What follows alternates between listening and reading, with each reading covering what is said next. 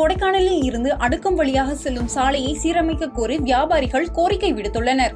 திண்டுக்கல் மாவட்டம் கொடைக்கானலில் இருந்து அடுக்கம் வழியாக பெரியகுளம் செல்லும் சாலை கனமழை காரணமாக மிகவும் சேதமடைந்துள்ளது. இந்நிலையில் விற்பனைக்காக செல்லும் வியாபாரிகள் சிரமம் அடைந்துள்ளதால் சாலையை சீரமைக்க கோரி இப்பகுதி மக்கள் மற்றும் வியாபாரிகள் கோரிக்கை விடுத்துள்ளனர். அரூரில் வடகிழக்கு பருவமழை எதிர்கொள்ள தீயணைப்பு துறையினர் தயார் நிலையில் உள்ளனர். தர்மபுரி மாவட்டம் அரூரில் வடகிழக்கு பருவமழை மற்றும் தீபாவளி பண்டிகை காலங்களில் ஏற்படும் இன்னல்களை தடுக்க தீயணைப்பு துறையினர் தயார் நிலையில் உள்ளதாக தெரிவித்தனர். மேலும் அவசர உதவிக்கு தேவையான பணியாளர்கள், பாதுகாப்பு கருவிகள், தீயணைப்பு ஊர்திகள் என அனைத்தும் ஏற்பாடு செய்யப்பட்டுள்ளதாக தீயணைப்பு நிலைய அலுவலர் மு. காமராஜ் தெரிவித்துள்ளார். குடியாத்தத்தில் மின்சாரம் தாக்கி 2 பசுமாடுகள் உயிரிழந்த சம்பவம் அப்பகுதி மக்களிடையே சோகத்தை ஏற்படுத்தியுள்ளது. வேலூர் மாவட்டம் குடியாத்தத்தில் பலத்த காற்றால் அறுந்த மின்சார கம்பியை மிதித்ததில் 2 பசுமாடுகள் பரிதாபமாக உயிரிழந்தது. இதைத் தொடர்ந்து தகவல் அறிந்து வந்த மின்வாரிய ஊழியர்கள் மின்கம்பியை சரி செய்யும் பணியில் ஈடுபட்டனர். மேலும் இதுகுறித்து போலீசார் வழக்கு பதிவு செய்து விசாரணை மேற்கொண்டு வருகின்றனர். ஈரோடு நகராட்சியுடன் குமாரபாளையம் ஊராட்சியை இணைக்க எதிர்ப்பு தெரிவித்து வட்டாட்சியரிடம் அப்பகுதி மக்கள் கோரிக்கை மனு அளித்தனர். ஈரோடு மாவட்டம் சக்தி நகராட்சியுடன் குமாரபாளையம் ஊராட்சியை இணைக்க எதிர்ப்பு தெரிவித்து ஊராட்சி மன்ற தலைவர் சரவணன் தலைமையில் சுமார் 2000க்கும் மேற்பட்ட மக்கள் வட்டாட்சியர் அலுவலகத்தை முற்றுகையிட்டு ஆர்ப்பாட்டத்தில் ஈடுபட்டனர். இந்த ஆர்ப்பாட்டத்தில் ஊராட்சியை நகராட்சியுடன் இணைத்தால் 100 நாள் வேலைவாய்ப்பு திட்டம் பாதிக்கப்படுதல், வரி இனங்கள் அதிகரித்தல் என்பதை வலியுறுத்தி கண்டன கோஷங்கள் எழுப்பப்பட்டது. பொள்ளாச்சி அருகே ராஜகுமாரி என்பவரை காட்டு யானை தாக்கிய சம்பவம் அப்பகுதியில் பரபரப்பை ஏற்படுத்தியுள்ளது. கோவை மாவட்டம் பொள்ளாச்சி அருகே மழுக்குப்பாறையில் தேயிலை பறிக்கும் பணியில் ஈடுபட்டுக் கொண்டிருந்த ராஜகுமாரி என்பவரை காட்டு யானை தாக்கியதில் பலத்த காயமடைந்தார். இந்நிலையில் அவர் மேல் சிகிச்சைக்காக பொள்ளாச்சி அரசு மருத்துவமனையில் அனுமதிக்கப்பட்டுள்ளார். கோவையில் திரைப்பட விநியோகஸ்தர்கள் சங்க பொறுப்பாளருக்கு பதவியேற்பு விழா நடைபெற்றது. கோயம்புத்தூரில் திரைப்பட விநியோகஸ்தர்கள் சங்கத்தின் சங்க நிர்வாகிகள் பதவியேற்பு விழா நடைபெற்றது. இதில் செயற்குழு உறுப்பினர்கள், தலைவர், துணைத் தலைவர், செயலாளர், பொருளாளர் மற்றும் இணை செயலாளர் என 7 பேர் தேர்வு செய்யப்பட்டனர்.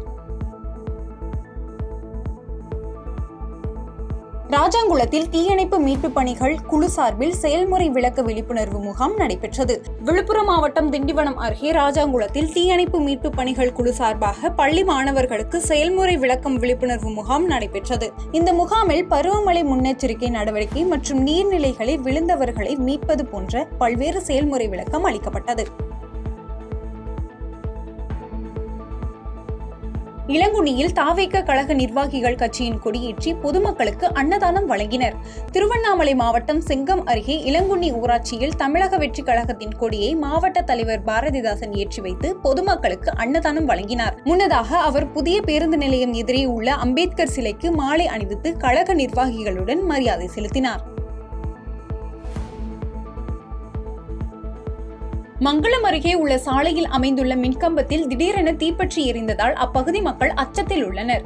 திருவண்ணாமலை மாவட்டம் அடுத்த மங்களம் அருகே உள்ள சாலையில் அமைந்துள்ள மின்கம்பத்தில் திடீரென தீப்பற்றி எரிந்ததால் அப்பகுதி மக்கள் மற்றும் கடை உரிமையாளர்கள் பெரும் விபத்து ஏற்படும் என்ற அச்சத்தில் உள்ளனர். மேலும் இதுகுறித்து மின்வாரியத்துறை உரிய நடவடிக்கை எடுக்க வேண்டும் எனவும் கோரிக்கை விடுத்துள்ளனர். மாவட்ட ஆட்சியர் அலுவலகத்தில் ஆதி திராவிடர் மற்றும் பழங்குடியினர் நலத்துறை சார்பில் நலத்திட்ட உதவிகள் வழங்கும் விழா நடைபெற்றது. செங்கல்பட்டு மாவட்ட ஆட்சியர் அலுவலகத்தில் ஆதி திராவிடர் மற்றும் பழங்குடியினர் நலத்துறை சார்பில் நலத்திட்ட உதவிகள் வழங்கும் விழா நடைபெற்றது. 10 மற்றும் 12ஆம் வகுப்பில் 100% தேர்ச்சி அளித்த 69 ஆசிரியர்களுக்கு ஊக்கத்தொகையும், வன்கொடுமையால் பாதிக்கப்பட்ட 10 பயனாளிகளுக்கு நிதி உதவியும், சில்லறை மீன் விற்பனையை ஊக்குவித்திட 5 மீனவர்களுக்கு மானியம் மற்றும் குளிர்காப்பு பெட்டியுடன் கூடிய 2 சக்கர வாகனங்களையும் மாவட்ட ஆட்சியர் அருண்குமார் வழங்கினார். மக்கள் குறைதீர்ப்பு கூட்டத்தில் மாவட்ட ஆட்சியரிடம் 3 வீடுகளை இழந்த குடும்பங்கள் மற்றும் ஊராட்சி மன்ற தலைவர் மனு அளித்தனர். திருவள்ளூர் மாவட்டம் புட்லூர் ஊராட்சியில் கடந்த வாரம் மின்கசிவு ஏற்பட்டு ராஜா என்பவருடைய ஓலை வீடு தீப்பற்றி அருகில் இருந்த 2 வீடுகள் தீப்பற்றி முழுவதுமாக எரிந்து சேதமாகியுள்ளது. இதனால் மாவட்ட ஆட்சியரிடம் மக்கள் குறைதீர் கூட்டத்தில் இதற்கு உரிய நிவாரணத் தொகை வழங்க கோரி பாதிக்கப்பட்ட குடும்பங்கள் மற்றும் ஊராட்சி மன்ற தலைவர் மனு அளித்தனர். தாராபுரம் நகராட்சியில் ரூபாய் 2 கோடி மதிப்பீட்டில் நகரின் வளர்ச்சி திட்ட பணிகளுக்கு நகர்மன்ற அவசர கூட்டத்தில் தீர்மானங்கள் நிறைவேற்றப்பட்டன. திருப்பூர் மாவட்டம் தாராபுரம் நகராட்சியின் அவசர கூட்டம் நகர்மன்ற தலைவர் பாபு கண்ணன் தலைமையில் நடைபெற்றது. இக்கூட்டத்தில் மொத்தம் ரூபாய் 1,96,00,000க்கு திட்டப்பணிகள் செய்வதற்காக தீர்மானங்கள் நிறைவேற்றப்பட்டன. தாராபுரத்தில் தொழில் முனைவோர் மேம்பாட்டு திட்டத்தின் கீழ் 50 பெண்களுக்கு தொழில் முனைவோர் பயிற்சி முகாம் நடைபெற்றது. திருப்பூர் மாவட்டம் தாராபுரம் நகராட்சி வளாகத்தில் தமிழ்நாடு அரசு நகர்ப்புற வாழ்வாதார இயக்கம் சார்பில் பெண்களுக்கான தொழில் முனைவோருக்கு உரிய பயிற்சி முகாம் நடைபெற்றது.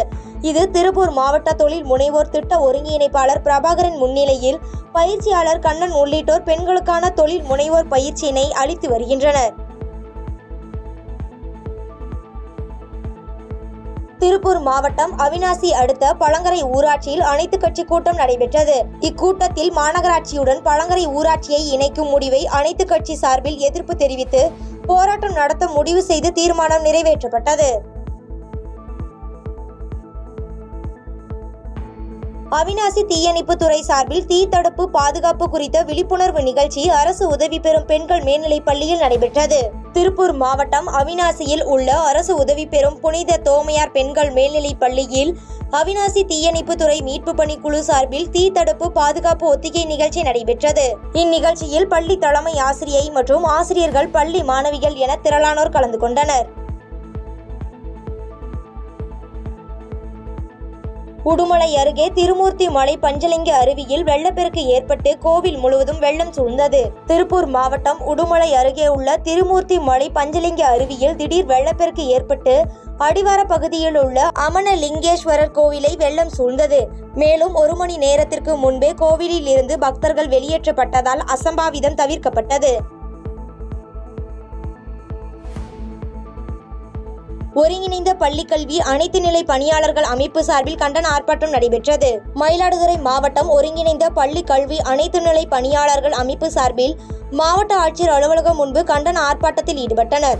தமிழ்நாடு ஆசிரியர் முன்னேற்ற கழகம் மாவட்ட செயலாளர் புகழேந்தி தலைமையில் நடைபெற்ற இந்த ஆர்ப்பாட்டத்தில் 100க்கும் மேற்பட்டோர் கலந்து கொண்டு ஒற்றை கோரிக்கையான செப்டம்பர் மாத ஊதியம் வழங்காததை கண்டித்து கண்டன கோஷங்களை எழுப்பினர். ராஜபாளையம் ஜவஹர் மைதானம் எதிரே திருப்பதி பக்தர்கள் பேரவை சார்பில் கண்டன ஆர்ப்பாட்டம் நடைபெற்றது.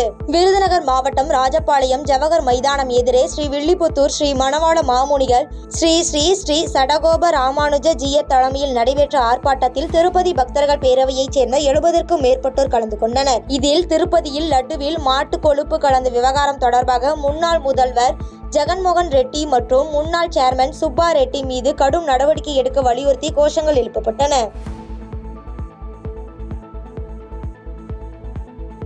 சீர்காழி அருகே ஸ்ரீ அண்ணன் பெருமாள் கோவிலில் வீதி உலா காட்சி நடைபெற்றது. மயிலாடுதுறை மாவட்டம் சீர்காழி அடுத்த திருவள்ளக்குளம் அண்ணன் பெருமாள் கோவிலில் கருட சேவை நிகழ்ச்சியும் வீதி உலா நிகழ்ச்சியும் நடைபெற்றது. இதில் திரளான பக்தர்கள் கலந்து கொண்டு சுவாமி தரிசனம் செய்தனர். வன்ருட்டி அருகே அரசு பள்ளி மாணவியர் விடுதியில் சட்டமன்ற உறுப்பினர் வேல்முருகன் திடீர் ஆய்வு மேற்கொண்டார். கடலூர் மாவட்டம் வன்ருட்டி அடுத்த எள்ளன்புரம் மற்றும் வன்ருட்டி நகராட்சியில் உள்ள அரசு பள்ளி மாணவிகள் விடுதிகளில் சட்டமன்ற உறுப்பினர் வேல்முருகன் ஆய்வு செய்தார்.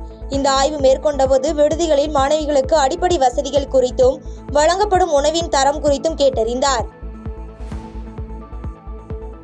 பாதகம் செய்பவரை கண்டால் நாம் பயங்கொள்ளலாகாது பாப்பா, மோதி மிதித்து விடு பாப்பா, அவர் முகத்தில் உமிழ்ந்து விடு பாப்பா.